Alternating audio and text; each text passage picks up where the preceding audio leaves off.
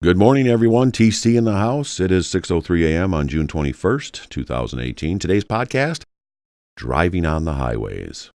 Well, we all enjoy driving our cars. At least I do. I drive professionally for a limousine company here in Kalamazoo County, and prior to that, I drove school bus for 7 years for our local community school, and prior to that, I drove for 3 years for FedEx Ground. Prior to that, I spent 15 years as a sales representative covering a state and a half, the entire state of Michigan, plus half of Indiana. So I've seen a lot of windshield time over the past 30 plus years, and I have to say one thing has really come to mind, actually more than one thing. The tailgating that goes on today on the highway, that just blows my mind. In all the years that I've been driving, I have never seen such inconsiderate drivers on all the highways, not just in Michigan, mind you.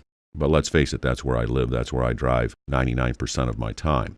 So the inconsiderate behavior of people in sedans, SUVs, semi-trucks. Semi-trucks are tailgating each other. That just boggles my mind. They could weigh anywhere between 46,000 and 82,000 pounds, and they're driving barely a car length off of each other's bumpers, especially in Chicago area. No disrespect to Chicago, but let's face it. Have you ever driven to Chicago O'Hare Airport at certain given times of the day or night? Woo-hoo!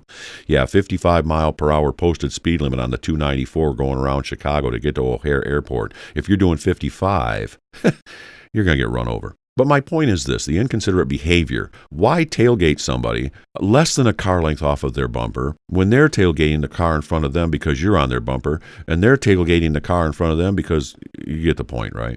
It's a domino effect. Eventually, somebody's going to get upset because you're riding their butt at 79 miles per hour in a 55 mile per hour speed zone, and they're going to brake check you. It's frustrating. I've brake checked people before in all of the vehicles I've driven. It's just like, get off my bumper, leave me some space. I'm trying to be a safe driver. I'm trying to be courteous and considerate of other drivers ahead of me and beside me. And when you're in 4 lanes of go fast or go home on the 294 around Chicago O'Hare, you better be paying attention to what you're doing or you're going to get run over.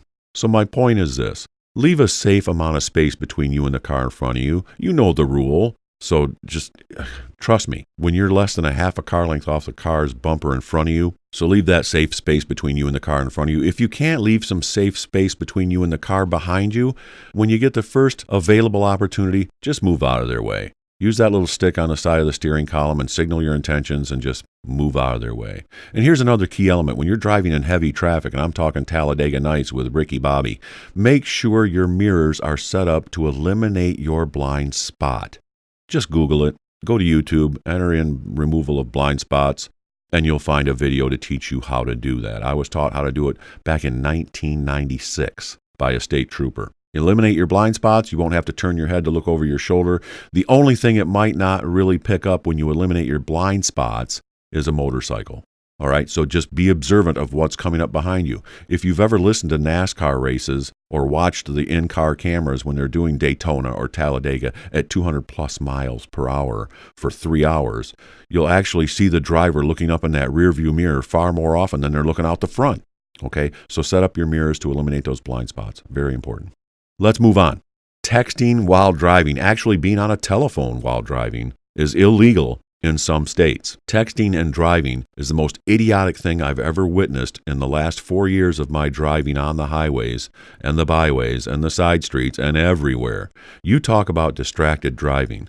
I actually was coming back from Detroit Metro after dropping off a customer with the limousine service that I drive for, and this car, this little Fiat or one of those little smart cars, was in the passing lane on Interstate 94 heading west, and they were doing only 65 miles per hour. How do I know this? Obviously, I have my cruise control set at the comfortable speed that I like to drive on the interstate, and I came right up on their rear bumper, backed off a few car lengths, and paced them.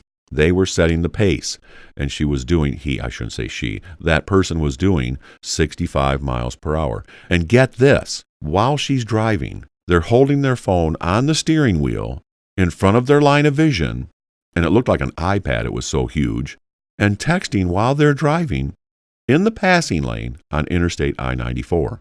Wow. Yeah, and I see it all the time, especially when I used to drive school bus on the highways and byways. I'm up higher, so I can look down into the cars that are going past me. And you don't even need to look at the person in the car to see if they're texting and driving. Just watch their head. If they're way out in the passing lane, going slower than your speed, and you watch their head and they're looking up and down. It looks like they're nodding their head to the beat of the music. They're sitting there texting while they're driving, or they're reading an article. Years ago, as a sales representative in Detroit, I literally witnessed a person reading the newspaper on Telegraph Road. I kid you not, reading the newspaper while they were driving to work or wherever it was they were going. For goodness sakes, bring them back alive. Don't text and drive. Are you kidding me? It can wait. Hope you enjoyed this podcast. Have a great day.